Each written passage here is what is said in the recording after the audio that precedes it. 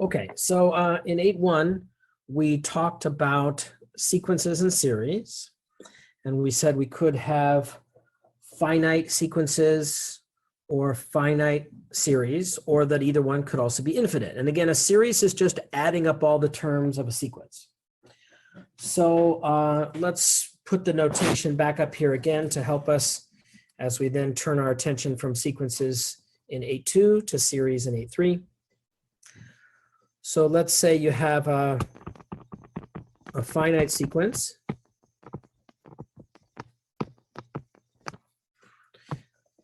And I'll put a sub n. And that means you'd have a sub 1, comma, a sub 2, up to a sub n, if there was a finite number of them. I shouldn't use the same letter there. All right, let's do this.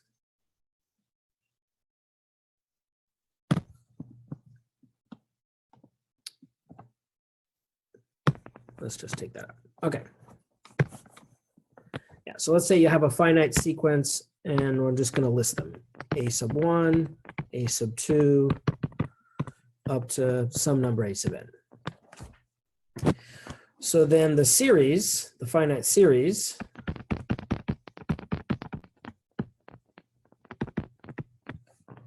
would be the summation. And I think they like to use k a lot in the book, as k goes from 1 to n of a sub k, meaning it would be a sub 1 plus a sub 2 up to a sub n. So this is the summation notation because a series adds these things up. And you basically take all the terms of the sequence and you add them up, and that gives you the series, whether it's finite or infinite. But in this case, we're considering finite examples. Okay, so now let's apply this to the idea we had given to us in the last section, where our sequence is actually geometric. So if a sub n is a geometric sequence,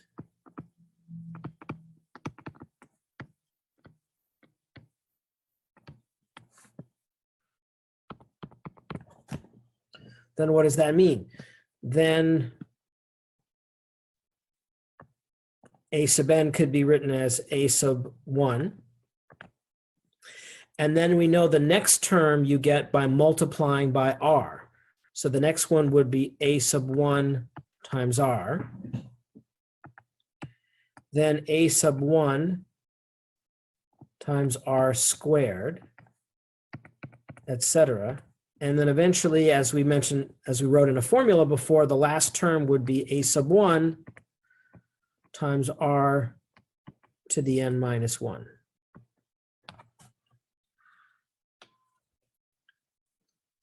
So again, we're focusing on a geometric sequence.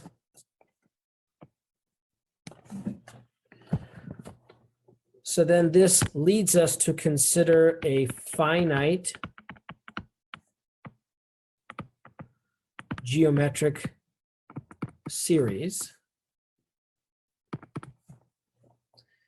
And so I'm going to call this,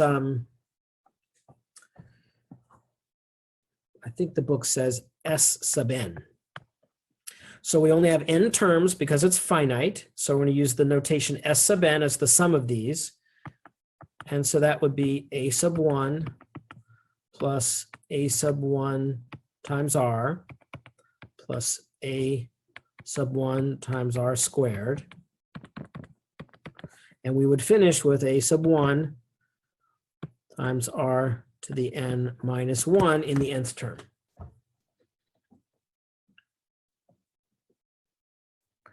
So a lot of notation here. Most of it we've introduced before, but we're just trying to use our previous notation to talk about a specific thing, a finite geometric series.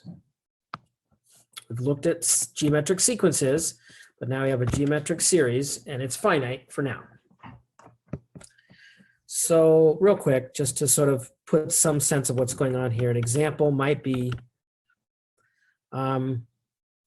let's say the first term is a 2 and I'm multiplying by 3 each time. Then the next term would be a 6 and the next term would be an 18.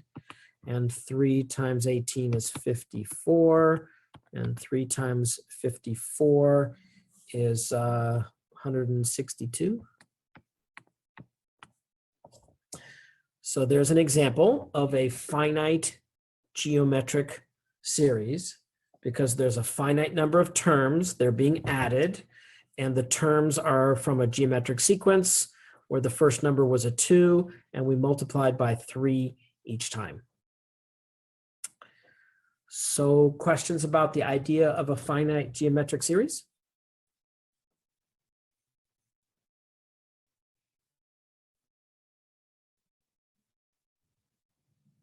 I have a quick question about the A1 R squared, to the M minus 1. Isn't it supposed to be M plus 1? Okay, good question. Let's use this example here to illustrate where the notation comes from. Okay. So the first number 2 is the A sub 1, right? Yeah. So then the next number 6, I'm multiplying by 3 every time. So I could recognize that that's 2 times a 3. Yeah. So then the next one is 2 times 3 times 3, which is 3 squared. Mm-hmm. Then the next one is 2 times 3 times 3 times 3, which is 3 cubed. Is that okay? Yeah. Then the last one is 2 times 3 to the 4th. So the power, the exponent up there, lags 1 behind the position, right? This is the first number. Mm-hmm. This is the second number. This is the third number. This is the fourth number. And this is the 5th number in the sequence. Yeah. So the number in the sequence is n. Mm-hmm. So what is this power here compared to n? Is it n plus 1 or is it n minus 1 in the 5th term? Oh, okay. I see. So since the number of times you've multiplied by 3, in this case, to get to a particular position is 1 fewer than the number of that position, then the power on the 3 will be 1 less than the term that you're at. So Okay. if this is the nth term, then the power on the r would be n minus 1 because the number of times we had to multiply by r to get there is 1 less than the position that we're at. Does that make sense? Yeah. Okay. Thanks for helping me clarify that. Mm-hmm. Good question. Other questions about this example?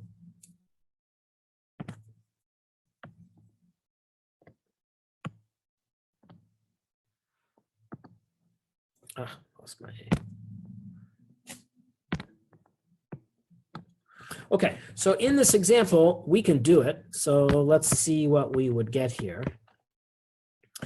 So 162 plus 18 is like 180, plus these two are 60. So that's like 242.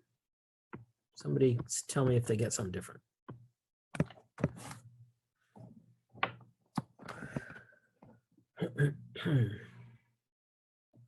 Okay, so now, of course, if this extended on much further, it would be more and more work to add these up. So what we're going to do now is have a goal. Our goal is to find a formula for S sub n. So meaning we know there's a pattern here, and we want to get a way to come up with the grand total of this finite geometric series without having to actually go through and add up all the terms, because if there's 100 or 200 or 300 of them or something like that, that could be extremely tedious and time consuming.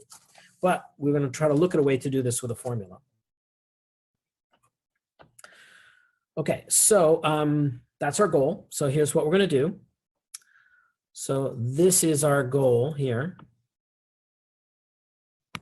That's the goal. Meaning we want that thing totaled, right? S sub n. We want what this total comes out to be. So what I'm going to do is I'm going to treat this like an equation. The goal is what S sub n is equal to. And so imagine that I would take this and I would multiply both sides by r.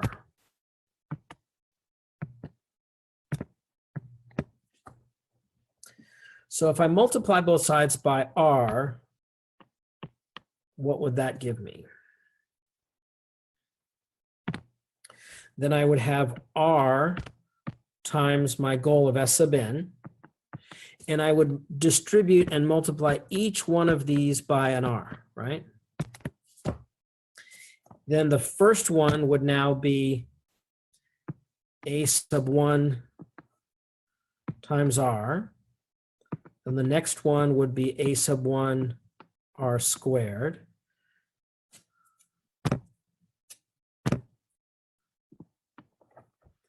The next one would be a sub 1 times r cubed. And the last one, I had a sub 1 times r to the n minus 1, but then I'm multiplying by another r, so I get r to the nth power. Yeah.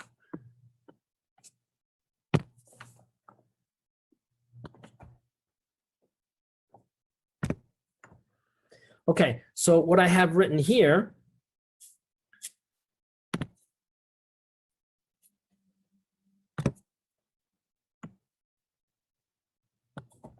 is r times the goal of what I want. And up here I have written what I'm trying to get a formula for. So what I'm going to do is take this first equation 1, and from it I'm going to subtract equation 2.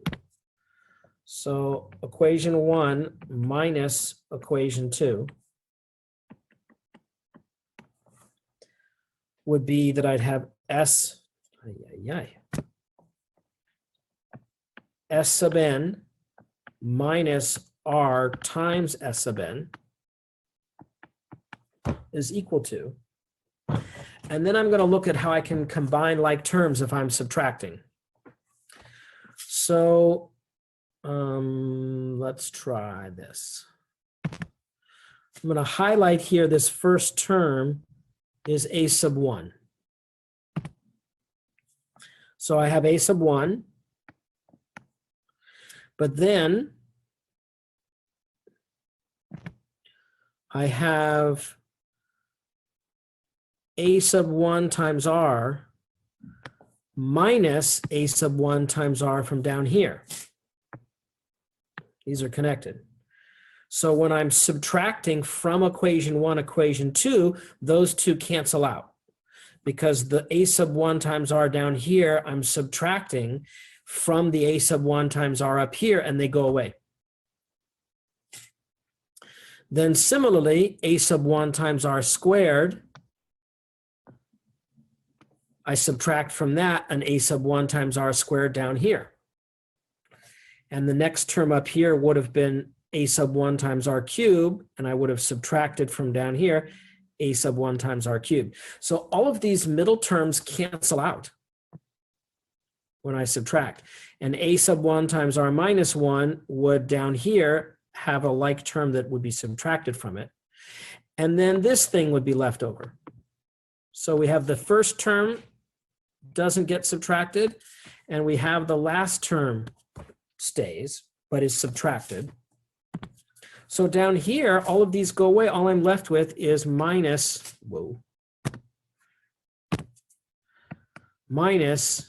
a times r to the n.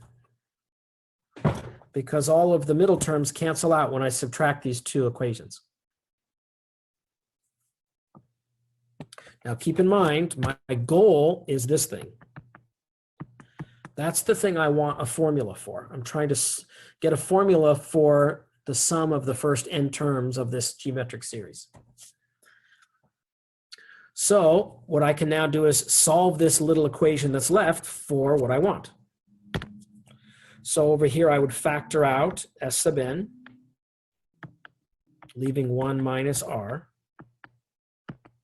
Over here, I can factor out a sub 1. Let's go 1 there,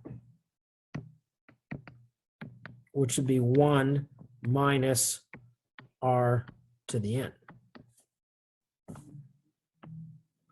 And if I divide, I get a formula. So this is a formula. Oh, man.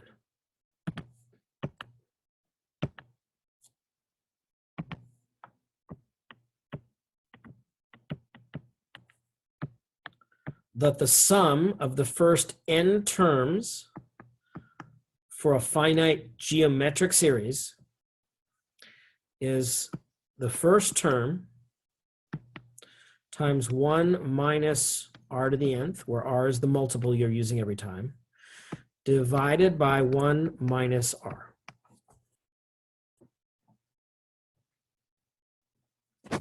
So what does this do? If I know the first term, and I know what I'm multiplying by each time, that's r, and I know how many terms there are in the series, that's n, for a finite series, then this formula allows me to use those three things and plug them in and add up all of those n numbers. So just to see how this would work, we could apply it to the one that we already did. So here was my sequence up here.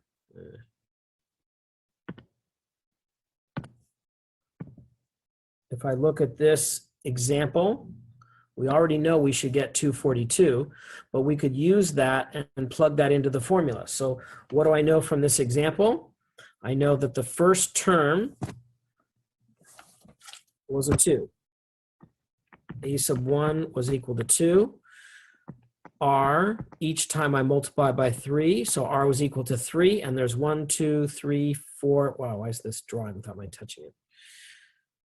That's annoying. Probably a setting. So R is equal to 3, and N is equal to 5, because there's 5 terms in my little finite sequence, and the total we got was 242. So let's use this formula to show how it would work. So if I was trying to find out the sum of the first 5 terms of that series up there, my first value was 2. My R value was 3. There were 5 terms, so that's my N value. And I divide that by 1 minus the R value, which was 3.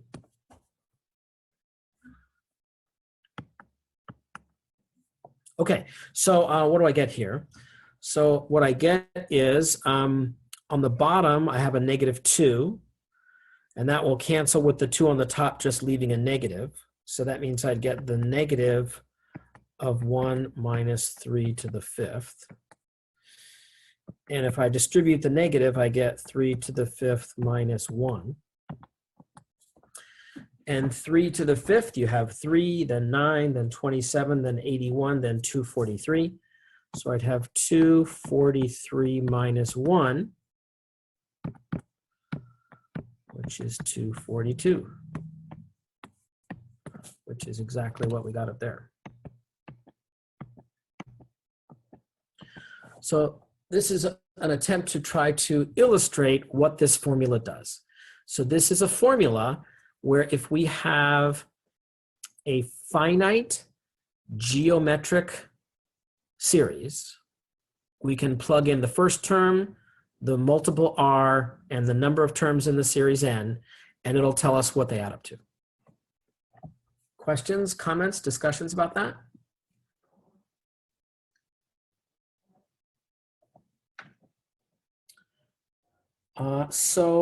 This is on page 620.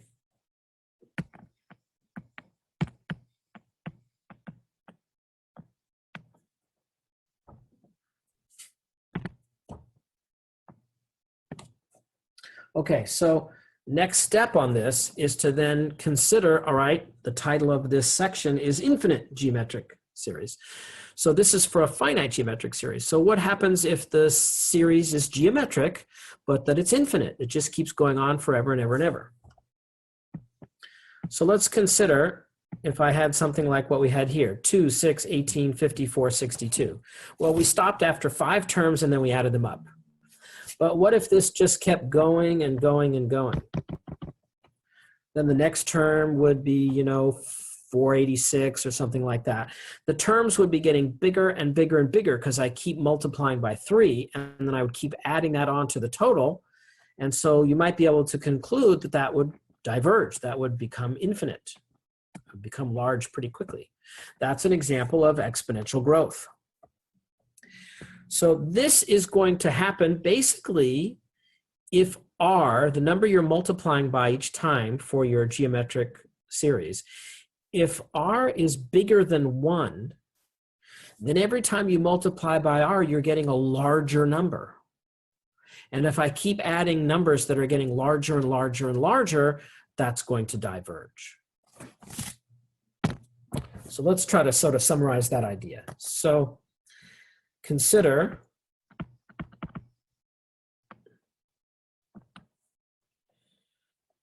as n goes to infinity, what happens?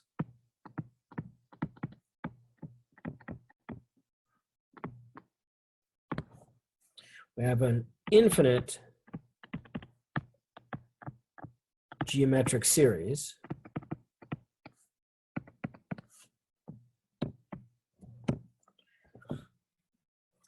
So in this case, I'm going to imagine the limit as n tends to infinity of our formula for the S sub n, which would be in this case a partial sum.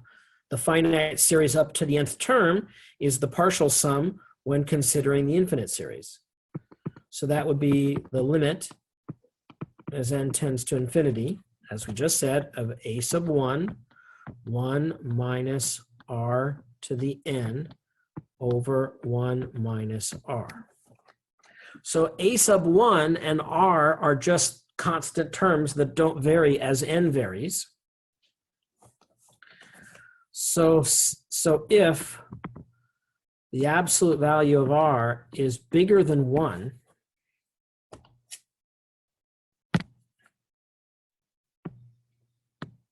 okay,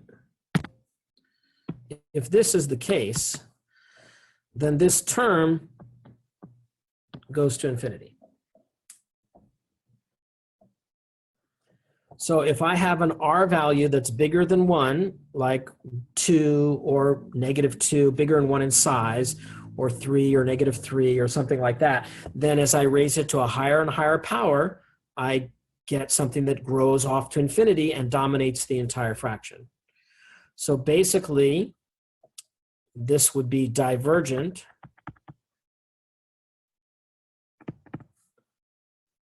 when absolute value of r is bigger than 1 due to exponential growth.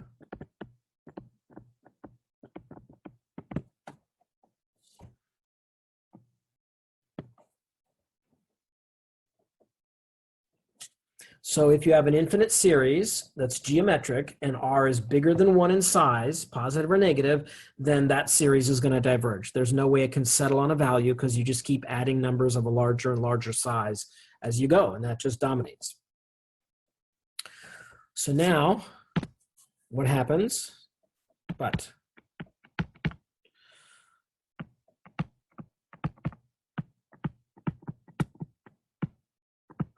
what happens when the absolute value of r is less than 1? Well then, as we saw earlier, if the absolute value of r is less than 1, when you have r to the n, the limit of that goes to nothing. So then we have the limit as n tends to infinity of s sub n, or the limit as n tends to infinity of a sub 1 times 1 minus r to the n divided by 1 minus r. Well, then this part goes to 0 because the limit as n goes to infinity of r to the n equals 0 when r is less than 1 in size.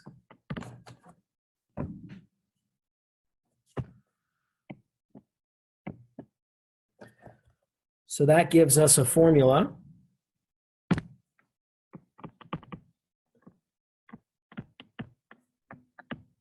for an infinite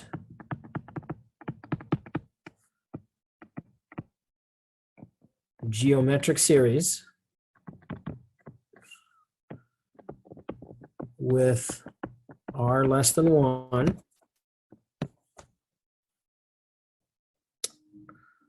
and usually we'll sort of call it S when we're taking the limit as n goes to infinity of S sub n, we just call it S. And the formula reduces down just so simply to the first term divided by 1 minus r. Because this whole part drops out and then you're just multiplying that by a 1 and you just get this.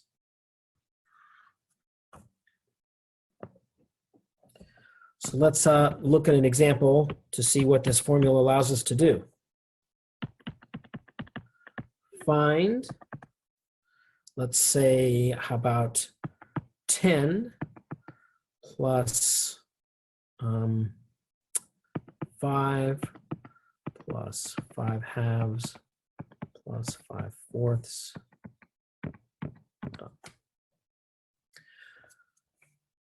So I've written the first 4 terms of a series. It's an infinite series because it goes off forever.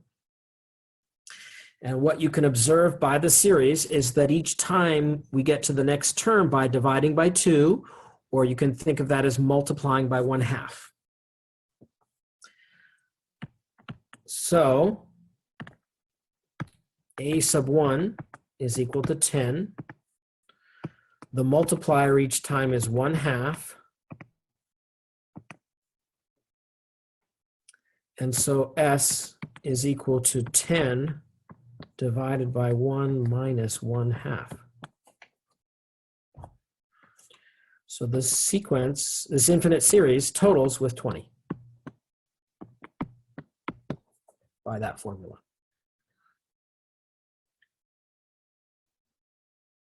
Questions, comments, discussion?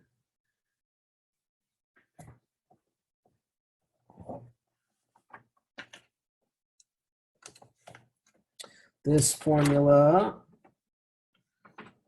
is on the next page, I think.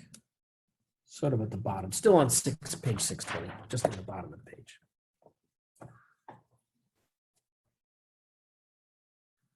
All right, well, let's see if you guys could apply this formula. So I'm going to leave it here on the top of the screen and give you another example. See if you could do it yourself. We got about $6 left. So let's give this a try. Find. How about if we start with 8? 8. And this time I'm going to say minus 2 plus 1/2 minus 1/8. Give you one more just to try to help this. Plus 1 over 32 minus dot. Okay, so yeah, so in order to use this formula, notice there's only 2 things that we need to know in this formula. The first term and r, the multiple, or the multiplier. That's all you need to know. Because you don't need to know where it ends because it doesn't end. It just goes on to infinity. So in this case, a sub 1 is 8. And r, it's alternating signs, so we're multiplying by a negative each time. And we're also dividing by 4, or multiplying by 1/4, so r is negative 1/4. So the total would be 8 divided by 1 minus 1/4. That's 8 over 1 plus 1/4, which is 8 divided by 5/4. So dividing by 5/4 is the same as multiplying by 4/5. Put that over a 1, and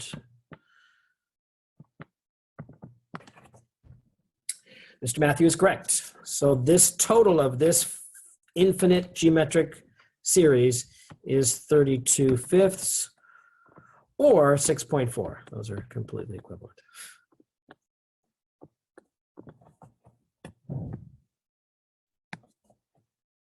Questions, comments, discussion?